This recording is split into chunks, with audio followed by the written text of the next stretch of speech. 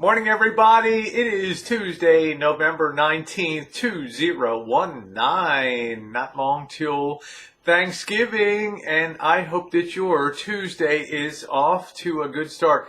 A little thinking with Rosie here today. I know sometimes it hurts to think, to exercise the brain, but I'll tell you what, I've been on YouTube almost 7 years as a content creator. It'll be 7 years, January 3rd, and I've never in all those years seen YouTube in so much turmoil across the whole platform as it is today. And just because I've been around a while and have a few videos, people do ask my opinions about things. And Rosie, what do you think is going on at YouTube? And the reality of YouTube is that they are not a very creator interactive corporation, as you know. I've always said that their goal is to be as low employee per channel ratio, let's call it like that. So, they don't have to have a lot of people. They employ and use a lot of software engineers to design and write programs to do the bulk of the work so that everything is an automated system. Well, guess what happens in automated systems? The sweeper comes through. Just like when the cops raid the local corner and the working girls are out there. Well, if you're one of the good girls and you just happen to be walking by, the cops are likely to pinch you too, and you can tell it to the desk sergeant when you get down. Sure, lady, sure. Go stand over there with the rest of them. There's a lot of stuff going on in the Child Online Protection Act. We know January 1st that the FTC has given that deadline. That channels must comply, but there's also a lot of rumor about commercially viable content and what is and what isn't. Is my channel going to get taken down or is it not? What defines hate speech and bullying on YouTube? What about live streams for the future of YouTube? They're all really good questions. And I hear a lot of people exercising their right to free speech and conjecture and talking about all of these issues on YouTube. But the bottom line is very few, if anybody, within the circles that I know has the inner knowledge of what's really the master plan of YouTube. I can tell you this. YouTube started out as a video sharing platform. And as such, they found their greatest, their greatest ease of managing this enterprise when people just uploaded videos, okay? Then they put the overlay of Google Plus, and they wanted to make Google Plus like a competitor to Facebook, and as we know, it didn't turn out, a place where people would post and share their lives, but it never panned out. At the same time, live streams were brought public on YouTube. And therein, I think, lies the problem with what YouTube created. Now, let me say, first of all, Rosie live streams a lot, okay? I enjoy live streams. Even though I don't participate in panel chats, I do enjoy laying back at night and listening to the chats that are uploaded on YouTube. But, as I have said before, are they in line with the way that YouTube wants to run things now? Well, let's see. As I've said before, when you create a live stream, unless it's a very specific topical live stream, let's say some people were sitting around and talking about cinematography and the change from big DSLR cameras to cell phone cameras, and what does that mean for the future of the camera industry, and how good can cell phones be? Well, that's the kind of directed and targeted hangout that people could listen to for, replay a long time into the future. Hopefully they would have authoritative people in there that could talk on the topic. Maybe some people from the camera industry, some people from the cell phone industry. It would be a great discussion. But, okay, so there's a live stream that's targeted. We'll have some legs on it. It'll carry into the future. But if you're having a shoot the bull live stream, the problem with them is that they take up a lot of storage space in YouTube servers. And they've discovered, as I long suspected, that they have a very short shelf life. In other words, what happened on Rosie O'Kelly Hangout 2 years ago? How many people are going to go back and watch a hangout from a year, 2, 3, 4 years ago? The answer is virtually none, okay? So YouTube having created this problem, my own best guesstimate is that YouTube is reaching a point where they want to sort of pull away from that sort of not target directed, topic directed hangouts to get people back more towards video content.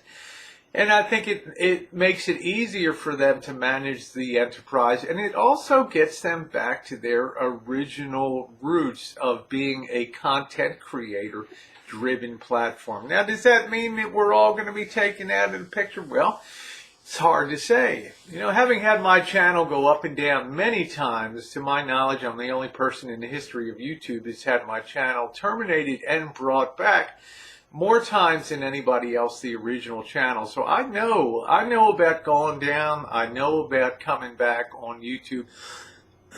Excuse me. And I can tell you this.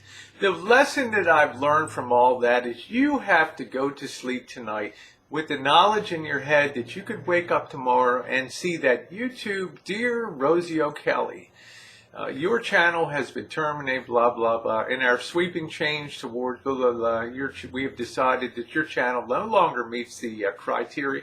It's not commercially viable. I'm like, hey, but I got, you know, thousands and thousands and thousands of videos and 12 million views. Heck, I took down more views than people, you know, than 100 creators combined. They're like, we don't care. You know, we've made that decision. You're not commercially viable. You're not monetized. You're probably not monetizable. In other words, if this channel that you're watching today went down tomorrow, I would have a far different reaction if it was brought down by YouTube as opposed to, say, outside forces. So I've kind of adjusted my mind to the reality of the question, do I enjoy being on YouTube? Obviously. I've not missed a day being on YouTube for almost the whole time I've been on YouTube. 7 years without missing a day. Do I enjoy YouTube? Oh, yes, you bet I do. And I've built a little bit of a following, and I'm very proud to have that following. But what I like and what my subscribers like may not be what YouTube likes. And at this point in time, you know, you have to roll with the things that may happen.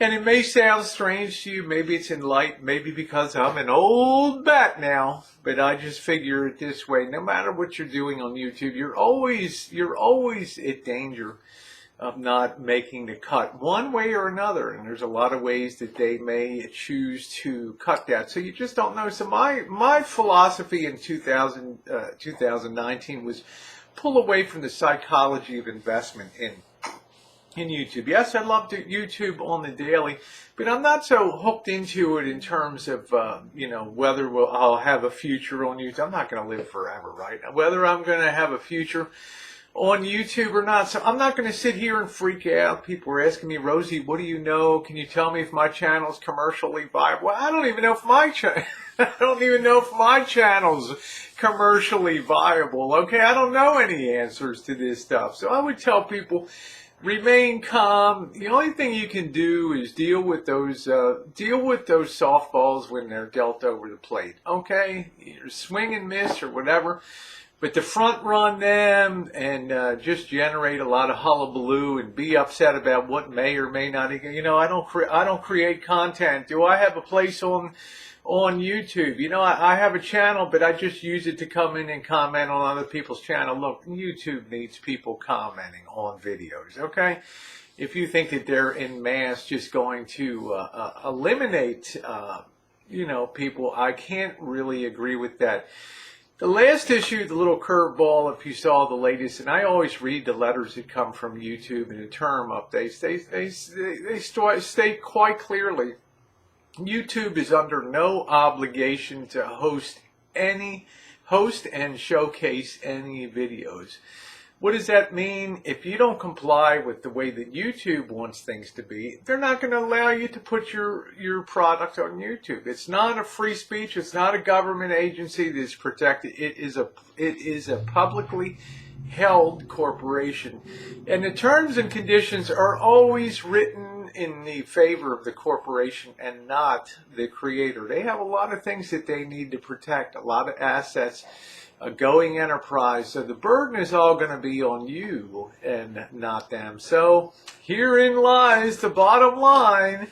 YouTube lawyers, very well paid fleets of San Francisco and New York and LA lawyers get together and they write the broadest terms possible to give the broadest umbrella of what might happen and say, hey, basically they're saying we can do anything to anybody at any time without reason on YouTube. Now, knowing that, would you ever build your life on YouTube? And even more so, would you build it on a YouTube paycheck? No, no, no. There's going to be a lot of surprise people coming up. Hey, I could be one of them. And December 10th, December 11th, tweet the horns. The Rosie O'Kelly channel is gone. Yay.